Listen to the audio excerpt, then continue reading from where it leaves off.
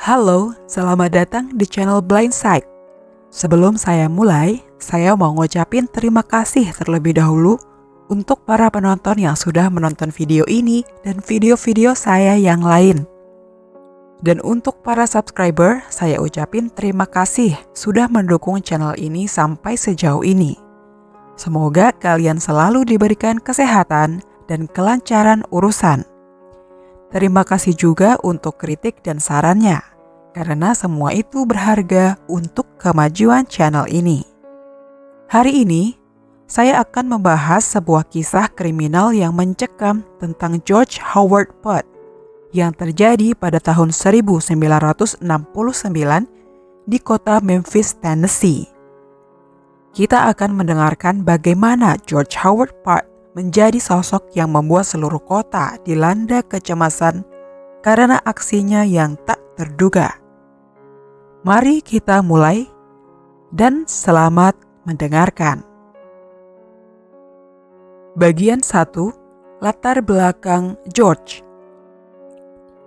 Cerita ini dimulai pada tahun 1946 di wilayah New Orleans, Louisiana, ketika George Howard Buster Pott lahir.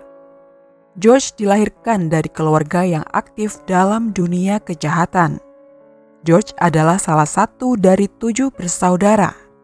Tidak satu pun dari mereka memiliki kesempatan untuk bersekolah karena orang tua mereka sering berpindah-pindah dan hidup sebagai pengembara. Tahun 1947, George dan saudara-saudaranya ditinggalkan oleh orang tua mereka di Tupelo, Mississippi, di rumah seorang teman keluarga orang tua mereka. Ketika George berusia 8 tahun, dia tinggal bersama kakek neneknya di North Carolina karena kedua orang tuanya dipenjara atas tuduhan pemalsuan.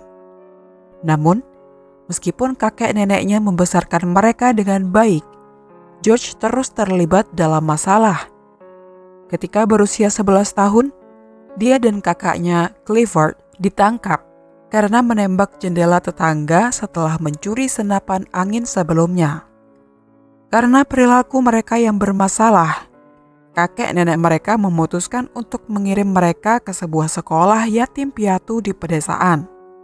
Sekolah ini dikelola oleh sebuah organisasi keagamaan fundamentalis di Richmond, Virginia. Di sekolah ini, mereka harus menjalani disiplin ketat bahkan untuk kesalahan kecil. Di sana, George sangat gemar bermain sepak bola, tetapi dia tiba-tiba pingsan dan tak sadarkan diri selama beberapa menit di salah satu pertandingannya. Beberapa bulan setelah kejadian itu, George sering mengalami gangguan tidur sambil berjalan dan kesadaran yang hilang dan serangan yang hebat. Saat dia tak sadarkan diri, ia sering merusak barang-barang sekolah, tetapi ketika sadar, dia tidak ingat pernah melakukannya. Salah satu konselor sekolah menggambarkan George sebagai anak yang sangat bermasalah. Keadaan George semakin buruk setelah cedera yang dia alami saat bermain sepak bola pada musim panas.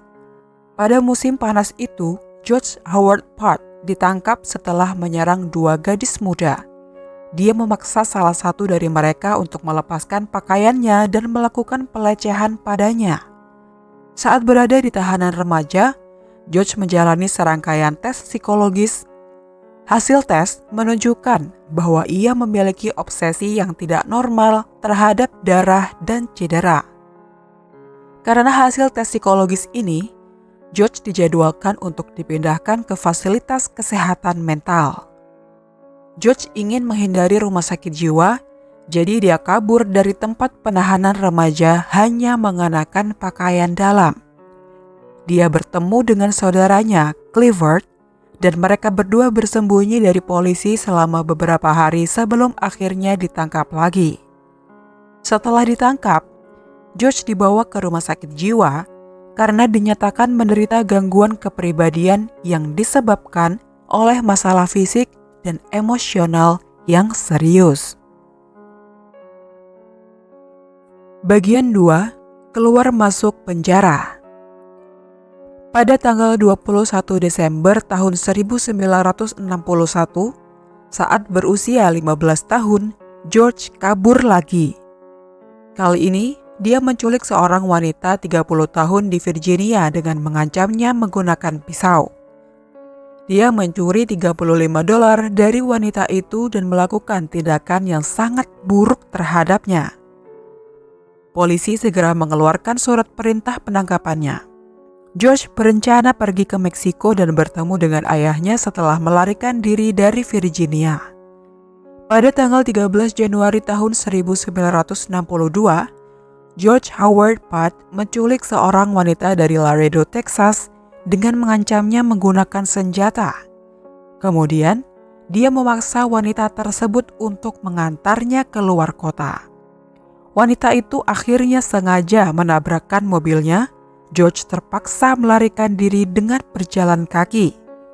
Untuk menghindari polisi, George masuk ke apartemen seorang wanita lain 2 hari kemudian dan mengancam akan membunuh anak-anak wanita itu jika dia tidak menurut. Setelah mencuri mobil wanita tersebut, George tertangkap oleh polisi saat sedang mengendarainya. Dia kemudian menabrakkan mobil tersebut dan melarikan diri lagi dengan berjalan kaki. Keesokan harinya, George ditangkap setelah terlihat meninggalkan bioskop lokal. George dijatuhi hukuman penjara selama 13 bulan di penjara Webb County dan sekolah Terrace di Laredo, Texas.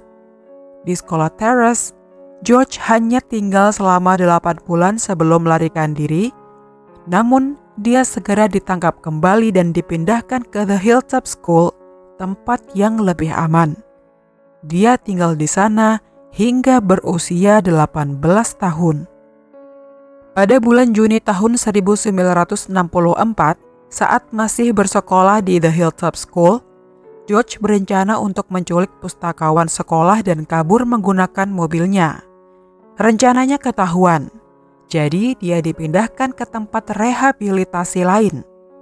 Setelah itu, dia dipindahkan ke penjara remaja dengan tingkat keamanan tertinggi di Gatesville. Pada tahun 1965, sebuah laporan mengatakan bahwa George menderita gangguan jiwa, dan seorang dokter jiwa menyebutnya sebagai orang yang mampu melakukan hampir semua jenis kejahatan. Namun, George tampaknya dibebaskan dari penjara Gatesville pada ulang tahunnya yang ke-21 pada tahun 1967.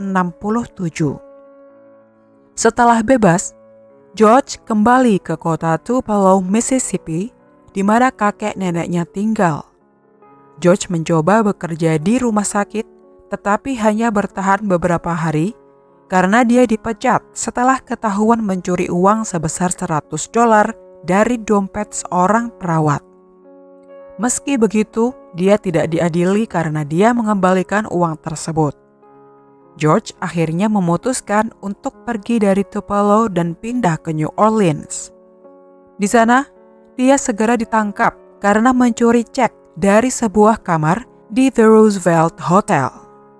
Pada bulan Mei tahun 1967, George ditangkap lagi setelah mengambil $46 dari kasir di sebuah kafe lokal, namun ia segera dibebaskan. Bagian ketiga, kehidupan pernikahan. Pada musim gugur tahun 1967, George Howard Putt menikahi Mary Bullimore yang berasal dari Mississippi. Mary adalah mantan pacar kakaknya yang baru dia kenal beberapa minggu dan sedang hamil saat mereka menikah. George ingin melakukan hubungan intim beberapa kali setiap malam, meskipun kadang-kadang dia kesulitan mencapai klimaksnya. Ketika mereka berdua berada di tempat umum, George sering marah dan sering kali bertindak kasar ketika ada pria yang berbicara dengan Mary, termasuk rekan kerjanya. Kekerasan George tampaknya tidak berkurang seiring bertambahnya usianya. Pada tanggal 16 Oktober tahun 1968, George ditangkap karena memaksa masuk ke dalam mobil seorang wanita dan meninjunya. Setelah itu, George pindah ke Jackson, Mississippi bersama saudaranya Clifford dan istrinya. Di tempat itu, George berusaha untuk melecehkan ibu mertuanya beberapa kali pada awal tahun 1969. Pada tanggal 27 April tahun 1969, seorang pria yang dikenal di masyarakat dihabisi di rumahnya dengan cara ditikam 15 kali. Pada bulan Mei di tahun yang sama, George Howard Putt dijatuhi hukuman penjara selama 6 bulan karena pencurian di Mississippi. Namun, dia hanya berada di penjara selama sekitar 1 bulan sebelum dia kabur. Setelah itu, dia pergi bersama istri dan putranya yang masih bayi, George Jr., ke Memphis, Tennessee, di mana mereka mencari pekerjaan sambil menjual darah mereka untuk mencukupi kebutuhan hidup. Bagian keempat, rentetan aksinya. Di Memphis inilah George melakukan pembunuhan terakhirnya setelah dipecat dari pekerjaan terakhirnya. Pada tanggal 14 Agustus tahun 1969, Roy dan Bernalyn Duma ditemukan oleh putra mereka, Michael, dalam keadaan dianiaya hingga tewas di apartemen mereka di 11 and 33 South Cooper Street. Michael mampir ke sana untuk mencari tahu mengapa orang tuanya tidak datang ke pesta ulang tahun yang diadakan untuk istrinya. Kemudian, Bernalyn ditemukan dalam posisi terlentang di tempat tidurnya. Pergelangan tangannya dibekap dan pergelangan kakinya diikat ke tiang ranjang dan sebuah lampu sorot menyinari tubuhnya. Jasadnya juga terlihat sangat memprihatinkan. Bernalyn telah dilecehkan dan dianiaya. Penganiayaannya terjadi setelah kematiannya. Penyelidik menemukan sampel air liur yang diambil di TKP. Setelah diperiksa, mereka menunjukkan golongan darah yang berbeda dengan korban. Selain itu, sidik jari parsial ditemukan pada beberapa peralatan makan. Roy Duma adalah seorang veteran Perang Dunia II yang cacat, dan Bernalyn bekerja sebagai perawat di rumah sakit baptis pada saat pembunuhan mereka. Melalui penyelidikan mereka, polisi menemukan bahwa entah bagaimana George berhasil masuk ke kediaman Duma, kemudian mengikat dan menyumpal mulut mereka. Awalnya sulit bagi polisi untuk menentukan penyebab kematian karena banyaknya darah yang berceceran, seperti yang dikatakan oleh komisaris polisi kepada para wartawan. Itu adalah kejahatan yang paling mengerikan dan menjijikkan yang pernah dilihatnya selama bertahun-tahun. Saat gemparnya kejadian itu, George dan istrinya menonton tayangan televisi tentang pembunuhan Duma malam itu dengan santai. 11 hari kemudian, pada tanggal 25 Agustus, Lila Jackson yang berusia 80 tahun ditemukan dicekik di rumahnya di North Summerville oleh cucunya. Lila dicekik dengan sepasang stoking nilon yang ditemukan terikat di lehernya. Seperti Bernalyn, jasadnya ditemukan dalam kondisi yang sangat tragis. Dan sekali lagi, sebuah lampu sorot ditempatkan untuk menerangi jasad korban itu. Polisi tahu bahwa mereka sedang menghadapi pembunuh yang sama. Malam itu, George menunjukkan koran sore kepada istrinya dan bertanya, apakah dia ingat wanita tua yang pernah dia coba sewa kamarnya. Seseorang telah membunuhnya seperti pasangan Duma dan pasti ada orang jahat yang berkeliaran di kota ini. 5 hari kemudian, tepatnya pada tanggal 29 Agustus, Glenda Sue Harden yang berusia 21 tahun diculik setelah meninggalkan pekerjaannya di Jackson Life Insurance Company. Dia ditemukan sehari kemudian dibunuh di Riverside Park. Dia telah ditikam 14 kali di seluruh bagian tubuhnya. Tangannya diikat di belakang punggungnya dengan stokingnya sendiri. Saat ditanya media pada saat itu, penyelidik tidak mau berkomentar banyak terkait kondisi jasad itu. Pembunuhan keempat ini akan memicu kepanikan di kota karena berita tentang pembunuh yang berkeliaran menyebar. Penduduk Memphis mulai membentengi rumah mereka dan jalanan menjadi sepi di malam hari. Bagian kelima, penangkapan. Sebuah tim polisi yang terdiri lebih dari 130 petugas sedang berusaha untuk menemukan daftar orang yang dicurigai. Ini adalah pengejaran terbesar yang pernah terjadi di kota ini. Mereka menawarkan hadiah sebesar $20.000, sekitar $150.000 pada saat ini, atau sekitar 2 miliar rupiah, sebagai imbalan bagi siapapun yang bisa memberikan informasi tentang si pembunuh. Pada tanggal 11 September tahun 1969, polisi sedang mencoba untuk mengumpulkan petunjuk. Saat itu, Mary Pickens yang berusia 59 tahun baru pulang dari pekerjaannya dan masuk ke apartemennya di 41 North Bellevue. George menyerangnya ketika dia masuk. Dia mencoba untuk meminta tolong penghuni lain, yaitu Grace Oldman, tetapi tidak berhasil karena George menikamnya sebanyak 19 kali. Luka-lukanya sangat parah dan Mary dalam kondisi kritis. Teriakan Mary memanggil perhatian Henry Curry, seorang petugas kebersihan apartemen. Dia bertemu dengan George saat dia keluar dari apartemen Mary dengan tas miliknya. Henry dan tetangga Mary, Wayne Armstrong, mencoba mengejar George. Warga lain segera menelpon polisi dan memberikan deskripsi pria yang melarikan diri dari apartemen. Wayne bahkan mencoba menembak George, tetapi sayangnya tidak mengenai sasaran. Namun, George meninggalkan kacamatanya di apartemen Mary saat pelariannya itu. George menjadi buronan saat pelariannya itu. Polisi terus mengejar George Howard Putt dan tak kenal menyerah. Dua petugas bernama Glenn Noblin dan Phil Scruggs berhasil menangkapnya di Pasadena Avenue. Saat dia ditangkap, George masih mengenakan pakaian yang sama dan terlihat noda darah Mary menempel di bajunya. Pada hari yang sama, saat diselidiki, George dengan mudah mengakui bahwa dia telah melakukan kelima pembunuhan lainnya. Dia mengatakan bahwa alasan dibalik pembunuhan tersebut adalah untuk merampok, dan dia takut saksi-saksi hidup akan membuatnya kembali masuk penjara. Bagian keenam, akhir pelarian George. Pada tanggal 27 Oktober tahun 1970, George dianggap bersalah atas pembunuhan Mary Pickens.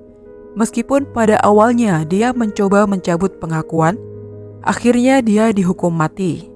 Namun, hukumannya kemudian diubah menjadi 99 tahun penjara setelah Mahkamah Agung Amerika Serikat membatalkan hukuman mati pada tahun 1972.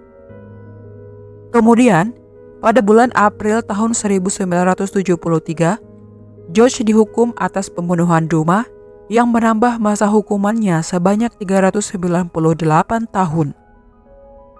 Totalnya, dia harus menjalani hukuman selama 497 tahun dan dia baru memenuhi syarat untuk pembebasan bersyarat pada tanggal 20 Desember tahun 2432. Selama di penjara, George bekerja di berbagai pekerjaan dengan bayaran 34 sen per jam. Pekerjaan terakhirnya adalah sebagai petugas kebersihan di Turney Center. George baru berusia 23 tahun ketika dia melakukan pembunuhan dalam waktu 29 hari itu. Menurut hukum Tennessee, George berhak mengajukan pembebasan bersyarat 4 kali sejak tahun 1993. Namun, setiap kali dia mengajukan permohonan, dia selalu menyatakan bahwa dia tidak tertarik atau bahkan tidak menginginkan pembebasan bersyarat. permohonan pembebasan bersyaratnya selalu ditolak. Pada wawancara peringatan 20 tahun dari pembunuhan tersebut, George tidak menunjukkan penyesalan atas perbuatannya dan mengatakan, "Saya pikir saya berada di tempat yang seharusnya sekarang. Jika itu bisa merubah saya untuk mencapai kondisi mental dan spiritual saya saat ini, tentu saja saya akan melakukannya lagi." Bob Cochran, mantan detektif pembunuhan, menggambarkan bahwa selama 29 hari pembunuhan yang dilakukan oleh George, Memphis menjadi seperti periode neraka. Mary, istrinya, baru mengetahui apa yang telah dilakukan oleh suaminya saat dia melihat berita malam di televisi. Begitulah akhir dari cerita pelarian George dalam hidupnya. Terima kasih sudah menonton. Semoga ada pelajaran yang bisa dipetik dari cerita ini. Sampai jumpa di cerita-cerita berikutnya.